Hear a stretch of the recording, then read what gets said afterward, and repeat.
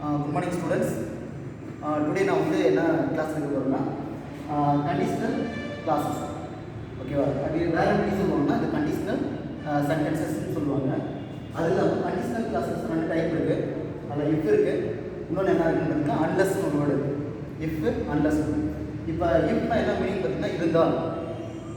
unless என்ன அப்படின்னா இல்லாவிடில் அப்படின்னு சொல்லுவாங்க. ஃபர்ஸ்ட் நான் வந்து கண்டிஷனல் சென்டென்சஸ் என்ன சொல்றாங்க? Conditional sentences are also known as conditional clauses or if clauses அப்படின்னு சொல்லுவாங்க.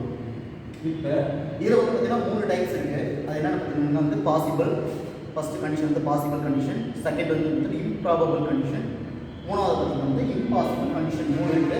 அந்த மூணில் வந்து ஃபர்ஸ்ட் நம்ம என்ன பார்க்க போகிறோம்னா ஃபர்ஸ்ட் டைம் வந்து இந்த பாசிபிள் கண்டிஷன் பார்க்க போகிறோம்.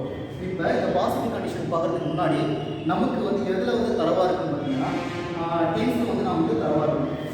டென்ஸ் பார்த்தீங்கன்னா அந்த வெர்பு ஃபார்மில் வந்து பார்த்தீங்கன்னா அது ப்ரெசன்ட் டென்ஸா பாஸ்ட் டென்ஸா இல்லை வந்து பாஸ்ட் பார்ட்டிசிபிளா அப்படின்னு பார்க்கணும். அது பார்த்தீங்கன்னா இதில் வந்து ரெண்டு சென்டென்ஸ் கொடுத்துருப்பாங்க. ஒன்று வந்து இஃப் கிளாஸ் கொடுத்துருப்பாங்க, இஃப் சென்டென்ஸ் கொடுத்துருப்பாங்க. செகண்ட் பார்த்தீங்கன்னா மெயின் கிளாஸ் கொடுத்துருப்பாங்க.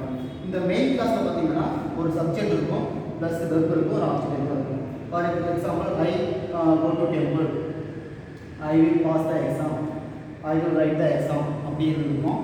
இந்த இஃப் கிளாஸ் எப்படி இருக்கும் அப்படின்னா அது வந்து ஒரு முடிவு பெறாத ஒரு சென்டென்ஸாக இருக்கும். நான் நன்றாக படித்திருந்தால், நான் நன்றாக விளையாடினான் அப்படின்னு ஒரு சென்டென்ஸ் வந்து இஃப் கிளாஸ் இருக்கும். அதே மாதிரி பார்த்தீங்கன்னா அந்த இஃப் கிளாஸ்